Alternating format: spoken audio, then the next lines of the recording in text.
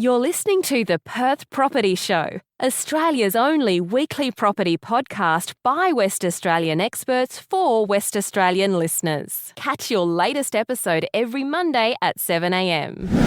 Good morning, everyone. Welcome to the Perth Property Show. My name's Trent Fleskens, your host as always. This is a really exciting episode for me personally. It's someone I've looked up to for many years from afar. Finally have an opportunity to sit down with who I would suggest is, if not the most successful property developer in Western Australia, one of the most successful, especially over the last decade, and certainly with regards to the impact he's making going forward. It's someone who has absolutely smashed through barriers and is nearly coming up to his 20th year in business after starting with a loan for a small entry into the property real estate industry. Paul Blackburne, thank you so much for coming in. It's a real pleasure. Thanks, Trent. Just like my conversations with Tanya Steinbeck, with Kath Hart, with many other leaders in this industry, I want to take it back 25 years ago, back to times when you had no idea you were going to be Paul Blackburne of Blackburne. Tell us what life was like for you coming out of Guildford Grammar.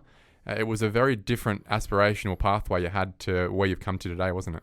Yeah, well, I grew up in Gooseberry Hill and went to Gooseberry Hill Primary School, then to Guildford Grammar for high school, and that was probably a pretty typical Hills kid upbringing in the 80s. You know, I don't have fond memories of that and really enjoyed growing up in the hills of Perth. I didn't know anything else at the time, so I guess, you know, having lots of bush around you and kids and going to school was always pretty good. It was pretty rough back then, I think, compared to what it is now. They're a lot better at particularly boys' schools now and sort of trying to prevent some of the things like the bullying and the culture and the way they're bringing up kids now. The education system's a lot better than it was, but, you know, it was still pretty good. Being a Trinity boy, I used to play kids from Guildford Grammar back in the day, and the mud pits out in the playing field back in the day would certainly be a memory of yours, I'm sure. Yeah, trying to play football in a river. And look, I'm sure it's still that way today. It's part of your upbringing. You've obviously moved out of Guildford Grammar and moved into marketing at Murdoch. I remember in year 12 seeing the career advice person and said, look, I don't know what I want to do. And I said, well, you know, Indonesia's going to be big. And I'd been studying Indonesian and really enjoyed the company of the Indonesian students at high school and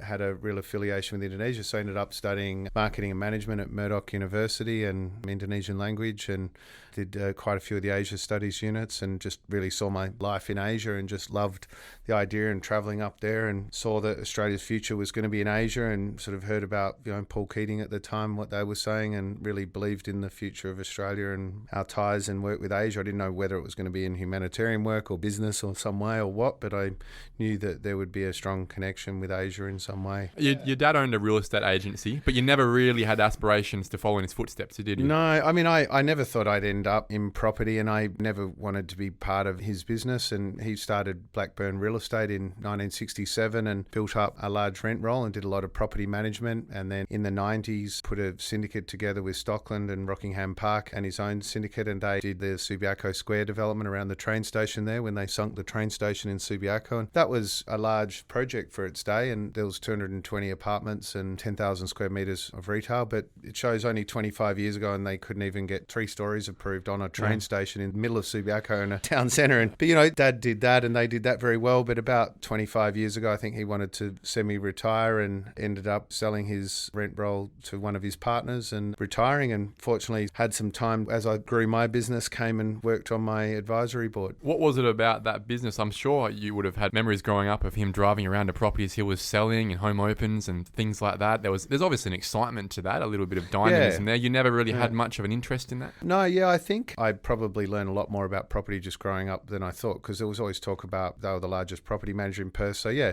tenants, and I remember just issues as a young kid when Dad would have to go down and kick a tenant out. And I think in those days, in the probably late 70s or 80s, they just changed the locks and stuff like that, and when someone wasn't paying rent, or I heard stories like that. And I have a memory as a young child of handing out flyers in front of an apartment building as buyers came, as Dad was probably in there selling apartments or something. And so obviously I think just had the conversation around the dinner table and whatnot going into work during school holidays. I used to sit with the property management team, and those old dot matrix printers pull apart each page and do 1,000 pages and fold them and put them in the envelopes because you had to post out every statement. So I think 1,000 letters a month they would put me in at $3 an hour and get me sending out all the rental statements over school holidays and that sort of thing. Well, clearly that wouldn't have been super inspiring to you, but I'm sure working with your dad and under your dad and watching him and being a role model would have been something you got good memories of. Yeah, I mean, that's got a lot of learnings from there, not just about property, just I think John Blackburne, my father, had a really good name in real estate and property and was very much a leader in the real estate industry and a real innovator of his time and played a fairly significant role in his own way in transforming real estate and property in Perth. And so I think it wasn't, what I learnt was not just the technicalities of property, but fundamentals of professionalism and integrity and hard work and those sort of things. I'm not necessarily teaching like a classroom, but probably just watching and learning just by being around him. Was fortunate to have him as my father. So it wasn't property you went into, but it was ice cream. I'd travelled on and off during university and went up to Indonesia a lot and just explored all the islands around Indonesia and stayed up there on an exchange program, but came back and thought I'd better get serious. So I ran out of money backpacking up there and then came back and got a graduate trainee program. They take in one graduate a year or took in one graduate a year at Peters and Brown's Ice Cream. And really, unless you wanted to go to Sydney, that was one of the only bigger companies with headquarters and marketing departments in WA. Great perks of the job there. Yeah. So I got moved around sort of 2 or 3 months in the sales department, 2 or 3 months in marketing, 2 or 3 months in the factory, watching how the factory works. But unfortunately, I probably wasn't the best choice for the graduate trainee program because after a year or two of getting trained, I then took off and bought a one-way ticket to China and didn't come back for 6 years. Do you have any idea where your life was going to turn out? How old were you at this time? So it would have been straight after university, so 21, 22. Straight after university, did 6 months of travelling and then worked there for about a year. And just absolute bones of your ass, travelling around, hostel life. Yeah, there was the famous Lonely Planet guides there, and I probably lived on $30, $40 a day for most of a 5-year period. So $10 to $20 for a shared room in a youth hostel, and I'd carried my own little gas cooker in my backpack and would cook my own meals and ate rice and some herbs in it for breakfast, lunch and dinner for a long time. Look, the internet wasn't really a thing at that point in time, I assume. Neither were phones or Facebook. How we keep in contact with our parents these days. Yeah, no, it was a very interesting time compared to now. It's a real pity that you can't travel now, and I think it's a real pity that younger people or anyone doesn't travel and get away like they used to. I didn't know it at the time, but I would sometimes go 6-9 months without really speaking English or any communication with anyone. And I never travelled with anyone else. I just found that I always met more people and learned more things and read more books when I was travelling alone, particularly locals. I think when you're on your own, particularly in developing countries, I did a year in the Middle East, a year in Asia, a bit in North Africa, a year in North America, a couple of years in London, a year in Europe. But I found it particularly in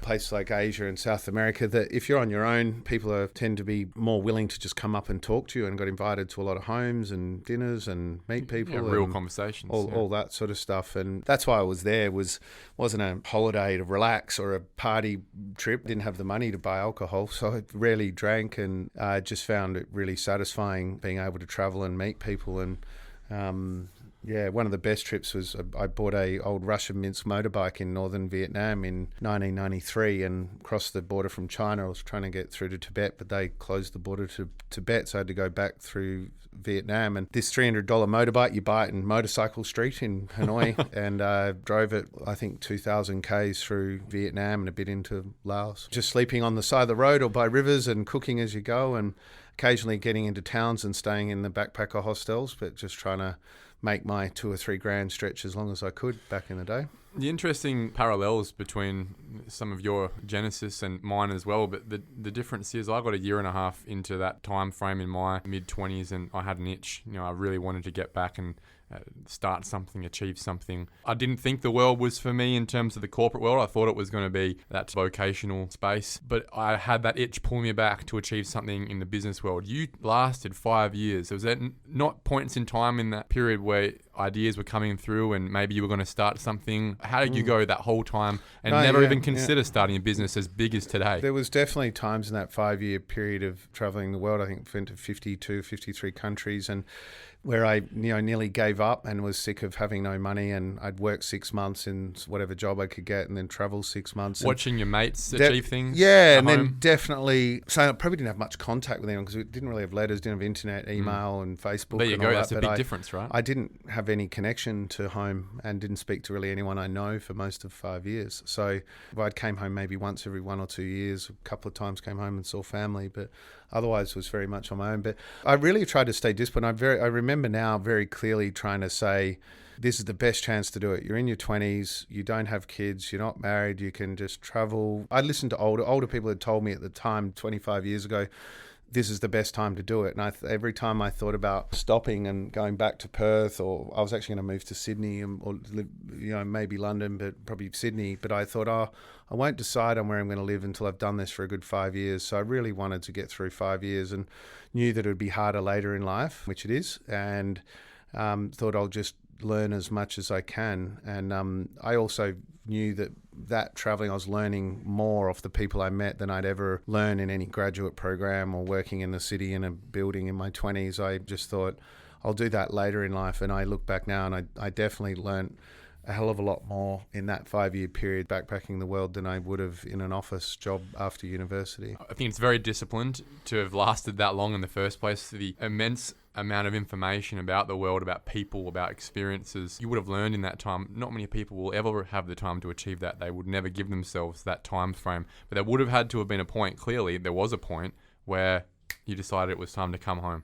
Do you remember what it was that pushed you home to start? And did you come home to start? No, I something? distinctly remember it. I was working in London as a recruitment consultant. I was burnt out and working hard in the cold, and I think a lot of Perth people or Australian people find it hard working in London in the big change in environment. And you're getting low-paid jobs and getting underground to work, and you're used to having sun. And I thought, no, I want to be a dive instructor. So I went down to Dahab in the Red Sea in Egypt to see that, and I ended up just calling my boss and quitting in around the year 2000 and just said, look, I'm not coming back to London, and asked my friend to pack up my room and sublet my room in London and stayed down in Dahab and wanted to become a dive instructor. So I went and did my dive master traineeship for 3 months there and just didn't take tourist diving in the Red Sea on the Sinai Desert there. But then when I came back to Perth, I did that, and the novelty of that actually wore off after 6 months. Sort of the grass is greener on the other side of the fence. I sort of worked out it was equally as brown in a way. So I kind of... Or sandy.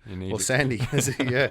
And then thought, geez, I don't know what to do now. So I went back overland through the Middle East, Syria and Lebanon, Israel for 6 months, and Jordan and whatever, and then went back to Perth for summer, and I was sort of out of money and not sure what to do, and I was going to head to Sydney and get a job in marketing. But then my father had a project. They were project marketing for a developer in Mandurah of townhouses, and they said, look, it's pretty easy to get your sales ticket. Can you just help us with this? So I thought for the summer I'll just stay here and help them with that, and really enjoyed it, talking to buyers and going through the home with them, helping them find the right townhouse for them and making my first sort of decent money. I thought, oh, geez, I might do this for a bit longer. And do you reckon that was always a sneaky ambition of your dad's to get you back at some point? Actually, I've never asked him, but no, I never don't think I was very clear. I'd never sort of worked for his business or a family business. I did a year with them, but that was the maximum. I thought I'd just do it to help out for a year and sort of spend some time in Perth after so long away and then head off again. But it ended up being more interesting and exciting than I thought. And then after a year or so, I thought, I'm going to go and set up my own business, and got a loan from National Australia Bank for about $900,000 and set up my own project marketing business. And it was really just me and an assistant going to developers and project marketing, helping with design advice for apartments and marketing advice, and also handling the sales.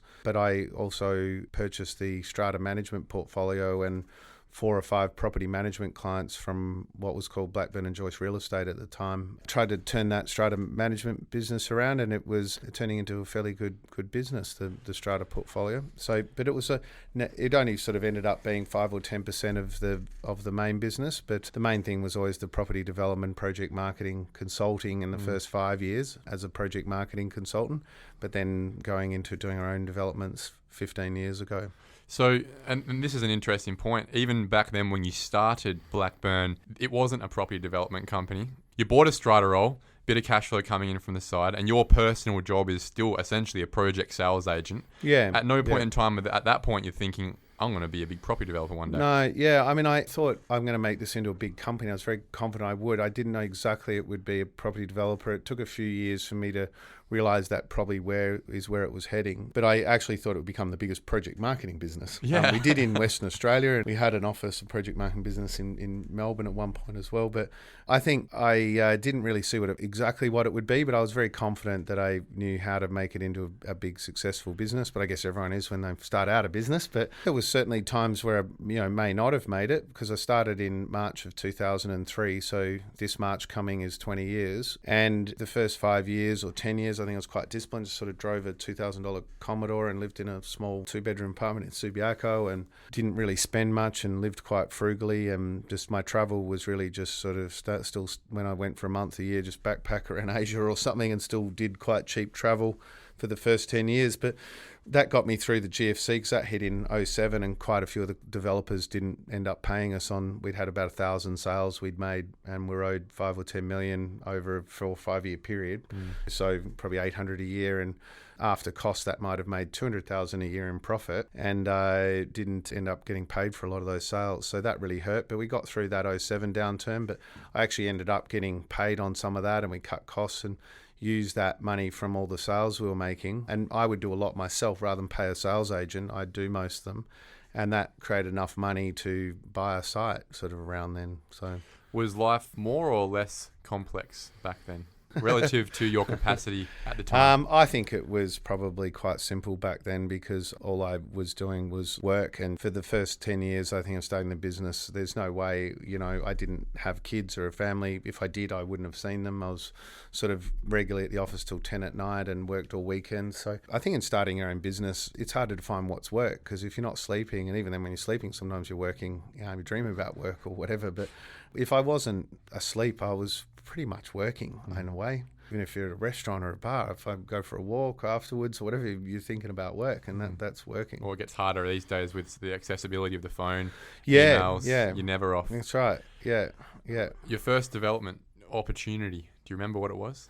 Yeah, we had an opportunity come up to buy 84 Subiaco Road, which was 18 apartments, and they were old, sort of rundown 3-story cream brick walk-up, and I only just had the money to buy them after I started the business sort of 2003, so that was around the 2006 time. One lady owned it, and she wanted to sell it. I bought them, but I really didn't. I only had just had enough money, but got delayed settlement on those and possession before settlement to refurbish them. And I worked with a friend from university and refurbished the 18 apartments, kitchens and bathrooms, and fortunately the market was very strong in 2006. We ended up selling them with a good profit. So I then swore the secret would be just to do one development at once and not do the next one. That's where a lot of developers go wrong. They take on too much. So I was very disciplined, and then went, okay, I'm just going to then build slowly, and I'll never syndicate. I'm not going to capital raise. I'm just going to reinvest every dollar I've got into the next project. So I've never really syndicated. We've done a few development management agreements where they're the landowner, but we always match 50-50 for equity and whatnot. But wanted to have a very unique model, which is pretty rare that people actually, the developers are providing their own capital, but only do what I was capable of doing on my own rather than bringing in others' money and doing more. So I thought, okay, I'll just do what I can do on my own, and touch wood. I've heard that 1 every 5 you lose money on in property development, but I haven't lost one yet. So I there's been a few that we've got our equity back and a small profit where they haven't been good results financially, but I think the good thing is they've all been pretty good quality and built a good brand and reputation, and even the ones that haven't made a high return, I think it's helped build our brand with hopefully pretty happy clients in them. After this renovation project, I guess, what was the next choice? Where do you feel like you made your big break? That one ended up actually being quite profitable in that it was a good project, and because I could refurbish them and sell them before completion, I actually only soon after settlement of the land got the full development done, so within a year or in and out, made a good profit. But I reinvested in buying a couple of sites. We've sort of done one a year, but a whole range of ones are generally they were sites around 2 to 5 million, and we would buy them ideally we try and get about a year to settle, so we could try and get DA and pre-sales before settlement of the land. So although we might make a low margin, I always worked on IRR, so return on equity. So I thought, if I can have a better quality product that's slightly cheaper than our competitors or the market, how do I do that? And the only way to do that is to focus on return on equity and try and make a 20 to 30% return on your equity each year, which might only be a 15% profit margin in the development. But you can actually do that, make a 20, 30% return on equity every year with only making a 15% profit margin. So that was kind of the model. And I thought, how do I get cheaper than others and better quality than others and give people value for money? And the only way to do that is to move quick. So from where you put capital out, preserve capital as long as possible, settle in a year, ideally get DA pre-sales or as much as you can there. So ideally we start construction within 3 to 6 months of settling on land. If you don't do that, it gets very hard for our model to work because we would need to raise the prices for the quality we give. Is that the secret to the fact that you're one of the only developers I've seen in the last few years that have actually still sustained a very high level of sales conversion, even in times when most other apartment developers at this point have either been too scared or have gone broke? I mean, it's a weird one. I think I don't really look at the market much. I think that for what we do in larger, higher end apartments in undersupplied areas, I mean, we did a few developments around East Perth and areas where there's a fair bit of supply and medium level demand, and they're just not profitable. I think we've seen that with one of the other larger developers in Perth, that it's just very hard to make a profit out of in high rises in the city and surrounding areas. So I thought, well, people are prepared to pay 20, 30% more for apartments in the western suburbs. The build cost is the same. Nearly the same, yeah. When you do the numbers, if you pay a bit more for the land, You scale it up. the land's only 15% of an input cost. So it doesn't matter if you pay 20% too much for land, that takes land 18% of an input cost. So it doesn't really matter too much as long as you get the right block of land. So feasibilities can show anything, but so much of it comes down to gut feeling. So I just look for iconic sites. But I didn't look at the market much, to be honest. I just thought, I'm going to do one a year, be disciplined, just do one development every year. And I've done that for 15 years. That would have been so. one of the hardest things for you, Paul, because you'd probably be thrown opportunities left, right and centre over the last 10 years especially. But that the secret, most someone people told go, me, that looks right. Yeah, someone told me years ago, the secret in property development is not what the development sites you buy, it's the one you don't buy. The developers that are successful are the ones that are very disciplined around what they buy. And what you don't buy is far more important than what you buy. So I've always tried to remember that, and I say no to 70 opportunities before finding one. And it's got to be a really prime site where I know people want to live. You can always build apartments somewhere and you'll always find investors to buy it or whatever, but if we want to find owner-occupier stuff, I want somewhere in areas where there's a high median house price, low supply, which you've got very low supply and high demand. I mean, any business makes sense, right? Any business model, if you can find something where there's high demand, low competition, then that's where you want to be. And that's what I see in Perth, high-end apartments. And not just high-end, but going the large ones where you can get pools, spas, gyms, saunas and resort facilities like Crown. You can only do that in the big ones where the land's 20 to 30 million. And there's not a lot of competition in that. In Perth, there's a lot of competition in the $2 to $10 million sites for 50 apartments or 100 apartments, but not a lot once you get up into that bigger game. So that's why I thought I want to be in that. But you had to crawl before you could sprint, right? There were developments in between that I'm sure you cut your teeth on. Yeah, so a lot of them, 50 to 100 apartments. That was a lot of our first ones. And we could keep doing them, but they were just harder to really give the iconic thing we wanted. So once the business was successful and there was a fair bit of capital and whatnot, the only thing that motivated me to keep going in the industry was really saying, well, can do some really iconic buildings. Look at these ones that really are transformational in WA, and we got 4 or 5 of them on now that I think will be looked back on as sort of groundbreaking developments. They're in legacy WA buildings, that, will be around for the next 100 years. Let's scroll it back a little bit again. At 31 years old, you had 100 staff. Was it a good idea at the time? I was always trying to be very disciplined to not grow too quick and keep small and stay profitable. But even that, my natural tendency, more so than other entrepreneurs, was to go big and whatever. So even factoring in every day, I thought, keep it small, keep it easy, simple. I still ended up growing to 110 staff and in the first 5 years or so. And I had an office in Brisbane and Melbourne. I thought that was keeping it, because I'd been traveling the world for 5 years. I thought big is setting one up in every country. Small is just setting one up in every state in Australia. So that was a real relative, right? So I sort of thought I was keeping it small. But in hindsight now, I look back and go, what was I thinking? And that wasn't doing property development. Well, that was property development, but property development consulting for developers, where we'd help find sites, design the apartments, do the marketing, and we pretty much did everything except for actually fund it. So that's when I thought I'll do it my own and stop doing that, because I felt like we were providing most of the IP and making a very small margin out of it. But I just thought we had 9 different operating divisions and over 100 staff, and I thought, do you know what, I'm going to get back and keep it simple. What's the lowest staff numbers? What's our unique skill in whatever? And it was property development. And that's your competitive advantage. that was our competitive advantage, and there was not a lot of good competition around, whereas real estate project marketing was very competitive, low margin, high competition. Property development's higher margin, low competition. So I thought, well, I want to do that. I felt I knew how to do it. I just needed the money, and we just slowly built up the capital of our own capital and just started doing our own. But with property development, we probably have 1,000 people working for us on one day of the week. But the good thing is now in property development, I only have sort of 20 in-house staff. And we can then focus on the quality of the product and strategy rather than people management issues, and outsourcing as much as we can. We outsource construction. Many of our competitors don't outsource construction. They're builders that develop. We outsource architecture, engineering, so much marketing we outsource now. We do the sales in-house still, because that's what we started out doing 20 years ago. So we continue to do the project marketing in-house and sales. The development management we do in-house. We outsource some project management. But the secret is we just want to outsource as much as we can. It keeps overheads low. It's a very cyclical business development. So you can have no income for 2 or 3 years while you're waiting for a development to finish. So having it agile and small is a good thing. So we shut down our project marketing division 5 or 10 years ago and stopped selling for other developers. And that was a huge leap to go from selling for others and having this business that had a big overhead to saying, do you know what, I'm only going to go with one developer we sell for now, and that's me. That's you, yeah. And that was a huge responsibility with 5 or 10 salespeople. And but that helped you focus, I'm assuming.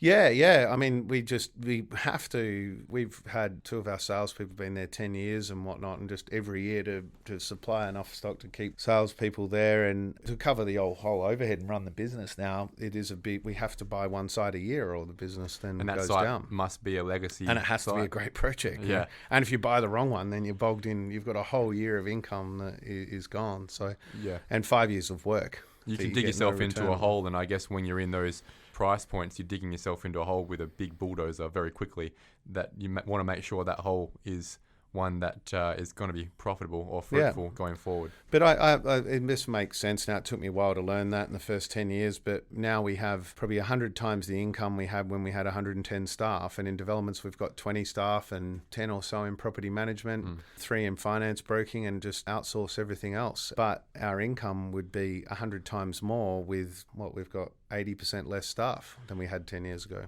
Can you tell me the project or the time in the last 9-10 years you've enjoyed the most? They've all unique in their own ways. The boutique ones are just fantastic. You know, they're nice to be able to do these nice ones that of 20 to 40 apartments. I mean, of the ones 4 years ago, I bought the Subiaco Pavilion Market site, and I lived over the road for 5 years and lived in Subiaco, and that's probably been the one that finishes construction soon in 3 months. But that was a big one, and particularly because it had been on the market for sale, the site, for 5 or 10 years, and everybody looked at it and said it can't work, it's not viable. And I just thought, how can it not work? It's in a town centre, on a train station, had a DA in place for 16 stories, but we ended up needing to redesign. We went less apartments, larger apartments, but we went up to 24 stories, opened up the ground level for sort of markets, cafes, bars, restaurants. So it became a public space in the centre of Subiaco, and that opens in this Christmas. But, you know, that's a really iconic project. We've got a... Is that the one that you're most proud of? Yeah, I mean, we've got to finish it. Yeah, you know, of course you do. It looks great already. Like, I've seen it. Finishes by Christmas. It is a fantastic project. But saying that, there's so many good ones that the Grove after that is probably another level up. It's right on the corner of Cottesloe, Peppermint Grove and Claremont. We've got views over Peppermint Grove to the river one way and views over Cottesloe to the beach the other way. And again, that was 16,000 square metres, and we won that in a very competitive bid 3 years ago or so, and got a DA for 230 apartments. But the LDP had a local development plan on the site, had 364 apartments indicated, and we ended up doing 30% less apartments. I bet the town of Claremont like that. Well, sort of, but it was a strange one because they said, no, we have 364 apartments, but we only want 8 levels. But if you do that over 8 levels, you end up with the thing that looks like Royal Perth Hospital built like just, concrete to 8 levels all the way Yes, a big around with box. terrible apartments that look at each other over a little corridor. Yeah. And so, well, you can do that, but look awful. Yeah. And we went through the design advisory. That's why I think JDAPS and the design advisory committee now are so good. And we said, well, we just want to do 250 apartments or something rather than 364. But if we do that, if we do it over 10 or 14 stories, we can give half the land back as a public park. So just after we bought it, we gave half the land back to green open space and much of it public access and public park.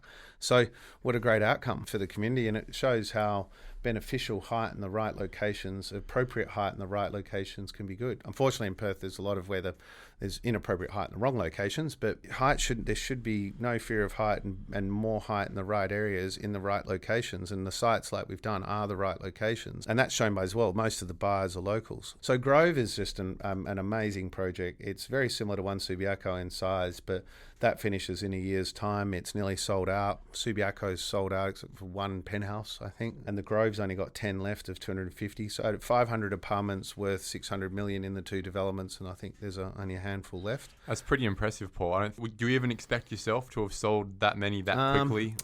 To be honest, I actually did. I just know there's so much demand for this stuff, but you've got to keep the price good and the quality high. We sold them at a very good price. It's still a viable project and making a fair return, but we were able to start construction 2 years ago on Subi and a year ago on the Grove. So to build those buildings now would be $50 million more. So we're very lucky to be able to. We'll start next year. That'll be a lot more. So the timing, we were lucky, but because we'd sold them at very affordable prices, but the project still stacked up and worked. So time is a big factor for apartments, isn't it? I think when I look at development, I look at the Bottle Yard development on Palmerston Street in Perth, which is where Simone and I have rented for quite a while. It's an award-winning apartment building. It's a beautiful place, but the timing of it, the developer collapsed and went broke.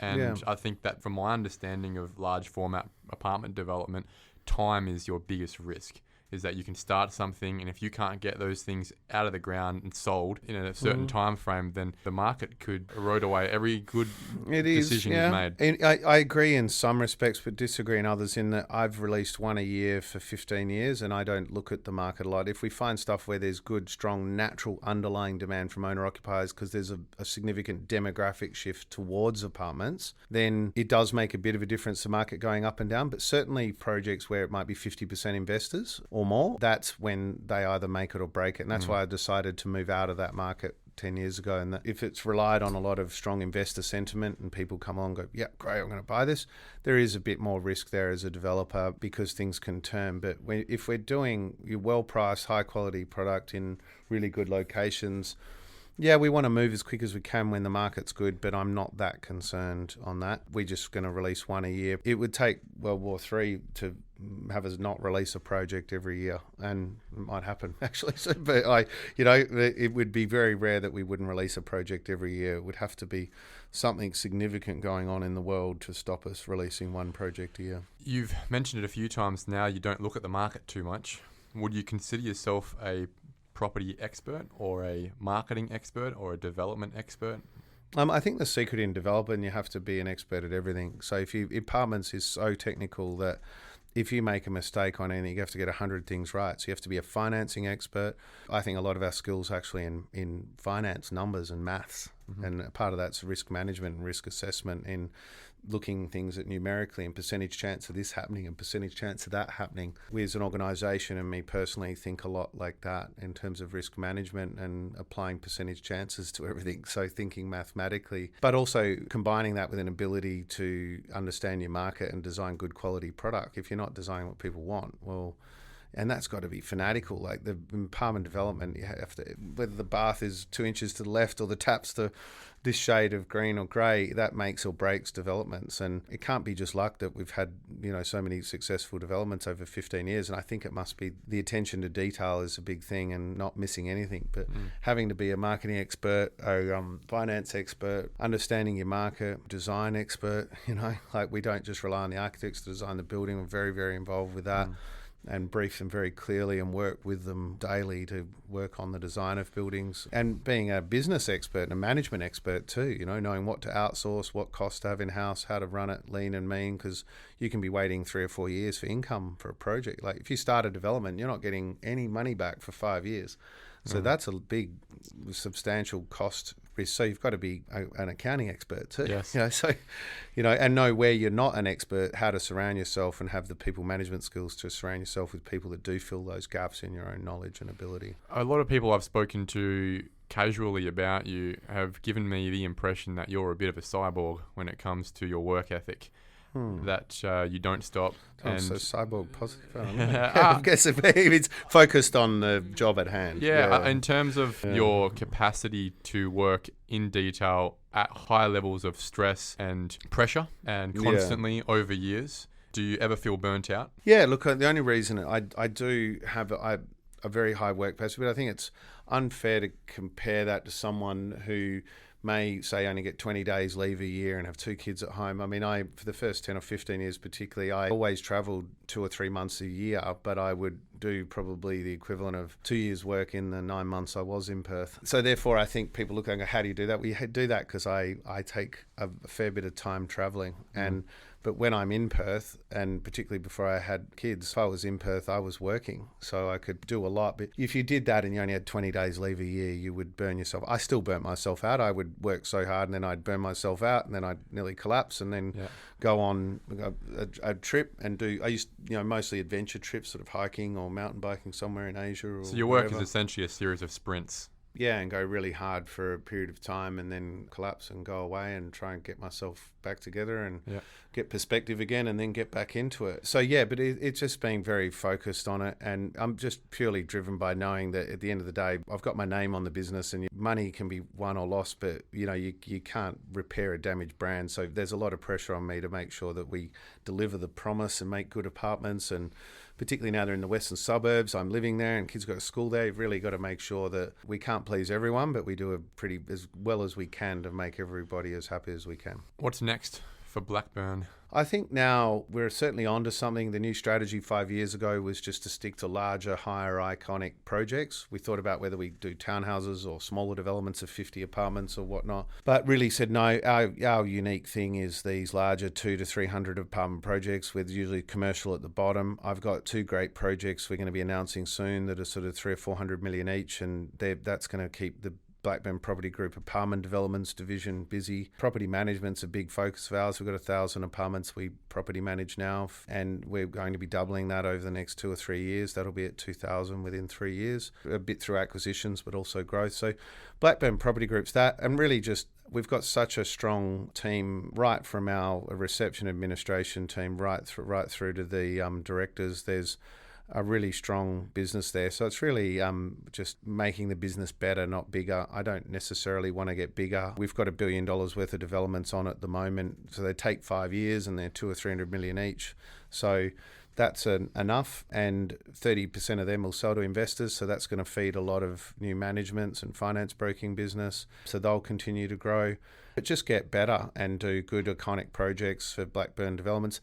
But we may also, over next year, just start, rather than doing smaller developments, we may start financially backing smaller developers like the Me's of 10 or 20 years ago. Good people that have good projects that we help finance them. We may be able to offer some advice and perspective from a board level as well. So I'd really be interested in sort of helping some younger, smaller developers, sort of help them grow through capital and advice, and maybe set up a new business in partnership with some people. And I'm not quite sure, but I think strategic alliance, rather than setting up the businesses and running them myself, I see a huge benefit in strategic alliances, using our strategic knowledge and capital to partner with good companies and good people. They can run it and do the day-to-day work, but we provide strategy, experience and financing. And I don't know in much detail on all the areas yet, but I think in mezzanine lending, could be preference shares and just backing financially other developments, good developments and good people, and have maybe 5 or 10 people around Perth that we help financially back and partner with. But also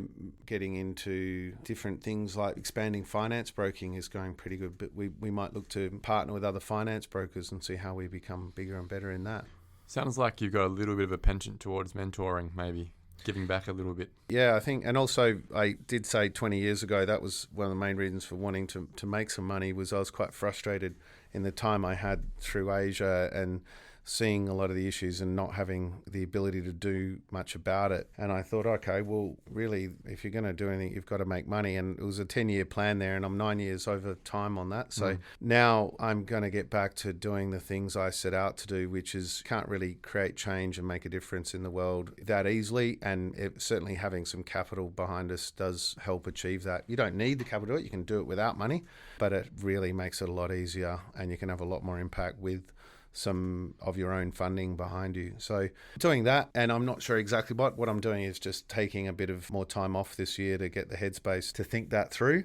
But really the definition of success for me in Blackburne Property Group is seeing it operate and grow and thrive with happy clients, happy staff, and a fair return for shareholders without me necessarily running the day-to-day operations, which I haven't been. I have a really strong senior leadership team, and they have a strong management team under them that are outstanding people, and they're without doubt the best in the industry, and just helping them do their jobs better rather than doing it with them. It sounds like a very formative time again in your life, Paul. Obviously, you spent 19 years in between now and the last formative time in your life, and it sounds like you're getting to the start of maybe a new and exciting chapter that grows on everything you've achieved now. Well, March is 20 years since starting the business, so that's definitely a major change. And like I said, it was 10 years was the goal to do it and then make some changes. But I think I've got a 5-year-old and an 8-year-old, and every second I'm not at work, I'm with them pretty much. So I've not been so busy like you see some founders and shareholders or senior executives that never see their kids, but I see them a lot, and every minute of holidays and weekends I'm with them all the time. But I certainly don't think it's enough. So having more time with family and also more time personally, because don't feel physically and mentally the best and as good as you should, I don't think. So just trying to focus on health and fitness a bit more, and hopefully that means I can then more effectively use the capital we've got to creating change and giving back in a more productive way. Any advice you would give to, firstly, your younger self in your early 20s and someone in their early 20s or late 20s or early 30s looking up to you who have learned a lot today, but still looking for that defining factor on how the hell anyone becomes Paul Blackburne in 15, 20 years from now? Any of the advice that I've got, it's actually just stuff that was given to me by older people at the time, or a thing that people told me and I've stuck to. And not necessarily advice, things just come from, I guess, people you're surrounded with. You get influenced by the people you grow up with, or you're around, and you become like them just naturally. So it's not necessarily just advice that I got, but I think the things that I learnt just by being around them, and or advice that I got growing up and over the last 20 years is the same things I'd say now to people, is that try and do the right thing. There's always going to be some disagreements, whether they're contractually with consultants or suppliers or staff. There's always going to be grey areas, and just I always go, well, A, what does the contract say, but B, what's the right thing? And then if I'm not sure, then I ask a few other people what they think the right thing is, and then always err on. And at times that's cost us money, and sort of even when we legally didn't need to pay something or shouldn't have, just gone, well, let's just do that. And I think you get that back 10 times over. So that philosophy of building your brand and focusing on doing the right thing has really paid off, and it might be short-term pain for long-term gain kind of thing, and just sometimes dealing with problems before they become a big problem. And that's something I think I learned from my father. He was very much like that. Like, don't ever get in any arguments with people, just sort it out. It's not worth it.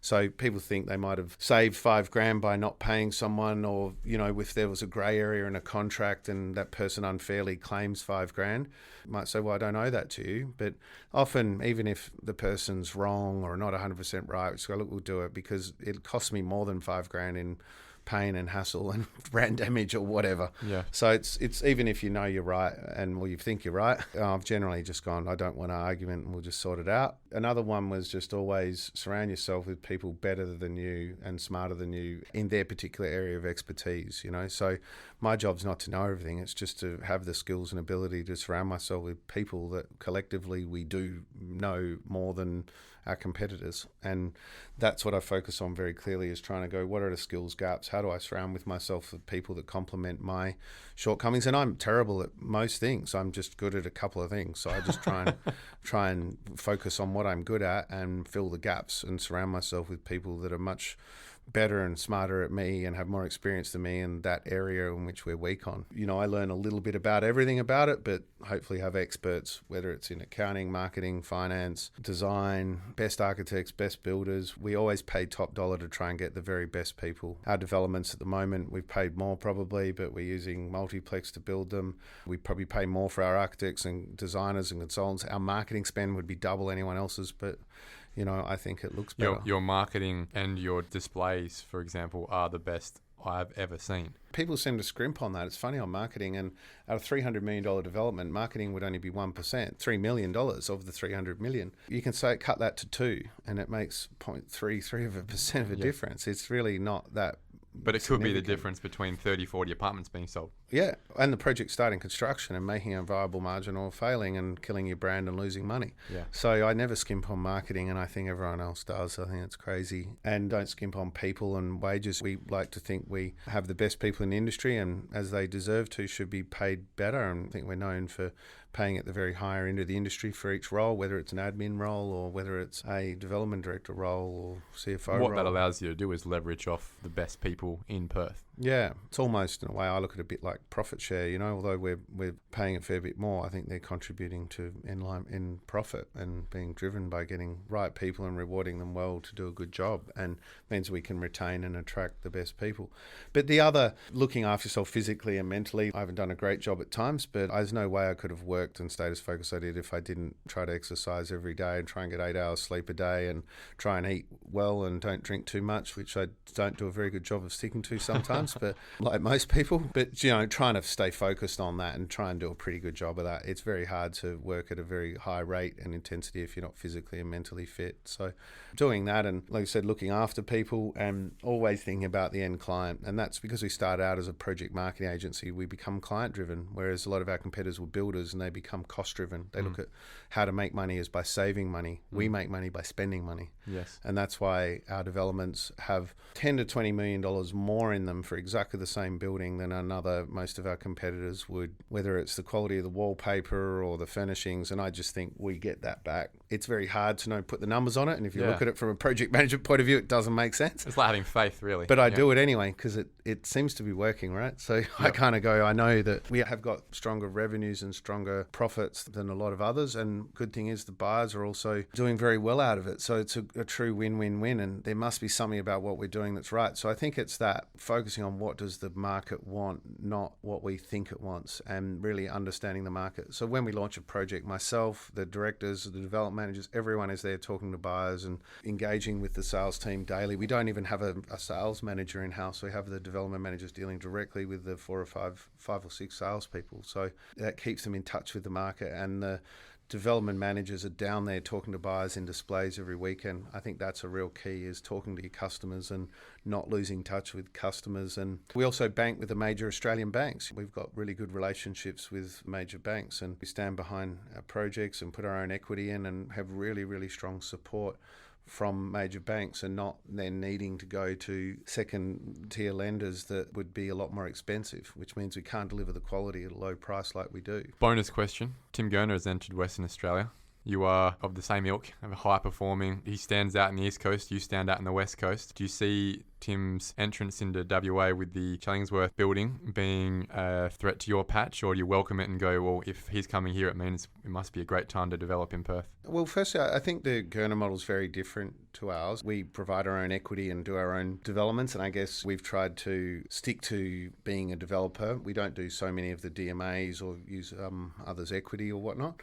So it's a different business. I think competition's great. I think the more that come in, the better. It only drives us to be better. And I think there's enough demand to do 4 or 5 of these projects a year. We probably could do 4 or 5 a year, but I don't want to. I only want to do 1. So someone else has got to do the other 3 or 4. And I'd much rather there's someone who does better quality He seems stuff. to do it well. Yeah, I don't know a lot about the detail of what they do over East. I've seen some of the pictures that look good of the common areas and whatnot, but I actually don't know much about the developments they do, and I don't know, Tim. But I think we looked at that site closely in the Chellingworth, and we're working with Grange Consulting for a while to try and look at doing it, but we just weren't able to try and find a way to make it viable. And they are going for a new DA at the moment. We're trying to get the plans amended with substantial changes because it's not viable as it is.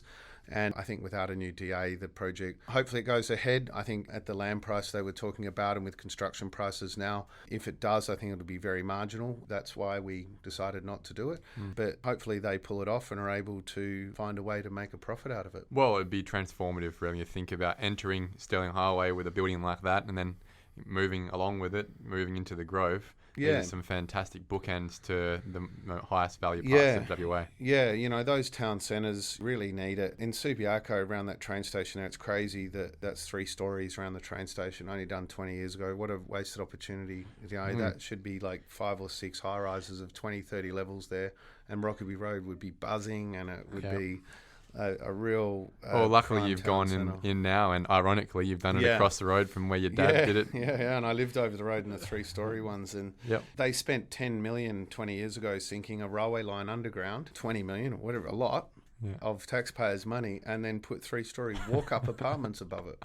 It was just one of the biggest planning mistakes in WA's history, I think. I think in 20 years they'll look back at how strict they've been on height now and call that a mistake as well. But you know what? We work through all the that's why I look red at tape. Subi, whether it was 24 levels or 34 stories, what would it matter? No. And it would have added another 200 or 300 people to Rockaby Road. Would you have taken it up the last 10? You look at Subiaco, each of these developments add $600,000 a year in rates to the local council, and it would only cost maybe $100,000 a year more for council to have those extra ratepayers and members in the community.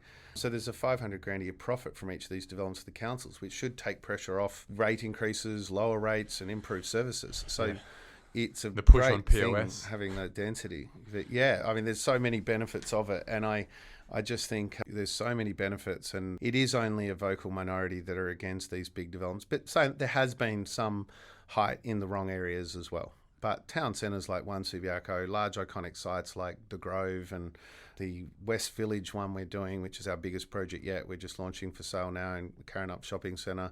Those ones, their density in the right locations. It hurts nobody. Yeah, there'd be some people that have a preference not to have it, but in the greater good, that's why the state government's done that. You know, they're looking at the benefits of everybody, not just a vocal minority, and what's good for the state. And that's starting to come through. You know, it's starting to happen. Paul, it's been a fantastic hour. I really appreciate, and I'm sure the thousands of people listening also really appreciate this very special opportunity to hear from Perth's most successful property developer in the last decade. And I wish you all the best on these new projects you're starting up. I know a little bit about them. I'm super excited to hear about them being launched soon. And I'm very proud to call you a colleague and see what you're achieving on a daily basis in Western Australia. Well done, and thank you for coming in. Thanks, Trent. This is going to be an exciting time ahead and a lot of good things going on at the moment.